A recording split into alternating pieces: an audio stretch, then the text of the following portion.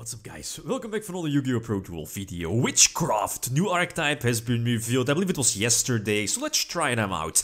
On first sight, when I saw the spell cards, I was like, whoa, this is going to be bonkers. But then I saw the monsters and I was like, they have so many weaknesses. I mean, if you look at the spell cards, that's like the biggest core of the deck. They all have their separate effects. They have like a themed Monster Reborn, a themed Rota, a themed Protection spell, as in a continuous spell, a themed continuous spell that lets you draw cards. So the deck already has a lot of very solid spell cards. That Trap card lets you special summon something from the deck if you banish it from the graveyard. And the beautiful thing is that makes Witchcraft quite spectacular and special, is that their spell cards, you can potentially quote-unquote Sky Striker multi-roll them during your own end phase if you haven't activated, if you didn't activate the spell card during your own turn. So let's say you activated or you didn't activate like a Monster Reborn, the themed Monster Reborn, you can potentially get it back from your graveyard if it's there. So again, it's mind-blowing if you think about it, since that can potentially lead to like a +3 or +4 during your own end phase of getting back those spells if you haven't used them in the same turn. But they're monsters, and that's where the weakness of this deck is. They have 3 low-level monsters, level 2, level 3, level 4. They all have very similar effects, a Lone Fire Blossom effect basically, at the small cost of discarding a spell from your hand. So you see where the archetype is going, and well, because the spells are basically, you can get them back basically for free if you haven't used their quote-unquote regular effect. The deck definitely goes well together. A couple of bigger boss monsters, the level 5, level 7, level 8, level 8 negates monster effects, like for 1 turn at the cost of discarding a spell. The level 5 reborn something as well, can special summon something from your hand, and the level 7 pop something from your opponent. So basically a Raigeki break. For me, what I try to do most of the time is the level 4 here, also because of its Lone Fire Blossom effect, I think is the most important one. Since its second effect states that, as in the other low-level monsters, is that you can banish them from the graveyard to, well, use their respectable effect. Let's say the level 4 has a built-in Foolish Burial of Goods, which is, of course, very important. The level 3 is like an, what is it called, a Lure of Darkness-alike effect. Draw 1 and then discard a Witchcraft from your hand. That's okay, just recycling and getting some extra draws. And the level 2 is also very solid. Banish itself from the graveyard to get back something from your grave back to the hand. Small cost is that you can't have a hand for that to activate. Triple pot of, you know, indulgence, pot of extravaganza. Indeed, it's quite iffy since it's not that great with Foolish Burial of Goods and Metal Foes fusion, but I think it's well worth it. Worst case scenario, it's basically an extra spell you can potentially discard for getting these Witchcraft effects, right?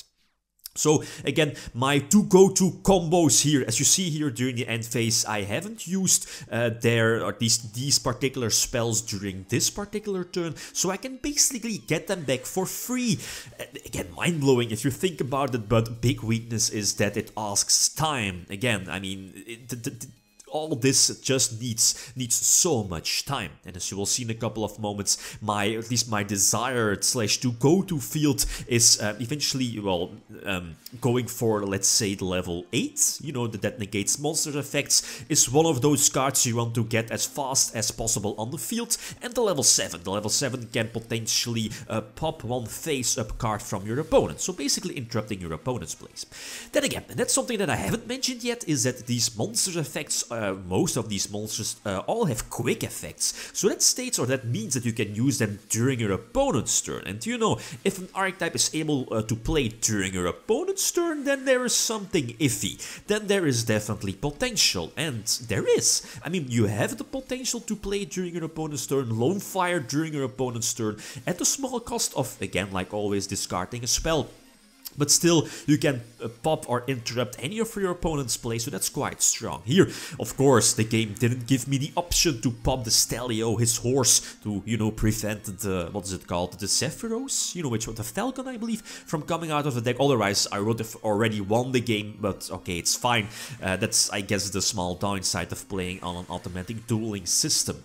Anyway, so during the end phase, getting back the spells that I haven't used yet, and during the same end phase, use the discard effect of Hain, I believe the name is, level 7, to try to pop something face up, and well, you know, you can just discard the same spell you just got back from your graveyard. But again, that recursion effect doesn't get activated during your opponent's end phase, it's only during your own end phase. But it's cool. Drawing Scroll, one of the 2 continuous spells that only has a special effect that once per turn, if your monster, your Witchcraft monster destroys an opponent's monster by battle, you can draw a card. So it's quite similar to Supply Squad in some way. But again, my desired field of having the, what is it called, the street, Die Street, I believe the name is, the far left continuous spell. It gives you Witchcraft monsters like some extra protection, as in when they are destroyed, they are once per turn protected by destruction. So Ghost Ogre, Solemn Strike, once by battle. So again, that's something to keep in mind. It's one of those continuous spells that you want to have that phase up as fast as possible. I might bump this one up to 3 as well. But anyway, as you see here, I mean, the deck has a couple of weaknesses. The biggest weakness is hand traps and interruption. 2 cards come to mind here as, first of all, Ash Blossom. Again, Ash Blossom on your Lone Fire Blossom effect is super deadly, since this deck doesn't have a built-in special summoning effect. Well, something like Brilliant Fusion would have been good, giving you Seraphinite access and, you know, giving the extra normal summon. But if your opponent has Ash Blossom on your normal summoned monster, and then, you know, using its Lone Fire Blossom effect, you're screwed. You can't do anything, and that's a huge problem, since their effects are also, again, once per turn, as in their Lone Fire Blossom effects. Again, this is decent, having 4 spells, having the Monster Negator on the field, which also has like a built-in attack boost by revealing multiple spells in your graveyard, and then, you know, any monster on your side of the field will gain 1000 extra attack and defense points, depending on how many spell cards you reveal. So again, quite good. Can potentially open up an OTK, since there's also a spell that lets your monsters attack twice, but it's not that common. Going second is also one of this deck's biggest weaknesses. If your opponent is able to establish a big board, you're in trouble. Again, this deck, it doesn't really have like a very solid and immediately to go to boss monsters. So yeah, you have your level 7 that pops something, but that's not strong. I mean, if you look at something like Thunder Dragon, yeah, that's basically it. So again, Ash Blossom on one of your Lone Fire Blossoms effect, and that's it. You can't do anything. This deck is... That's the problem. You can't, if your opponent has a solid field, a good field, it's very hard to get rid of that. Unless you maybe have Floodgates like Rivalry of Warlords, maybe Torrential Tribute as in Destruction, but let's face it, it's not that fantastic anymore. Again, Reasoning is such a disgusting card. It's very similar with Infernoids as well. You know, milling those Infernoids and then get them back for free. Basically the same thing here. Just getting back those spells since you didn't use them during your own turn. And during the end phase you can get everything back. The continuous spells, they will just be activated on your side of the field. So again, very similar to the True Draco spells and traps if you use the True Draco monsters.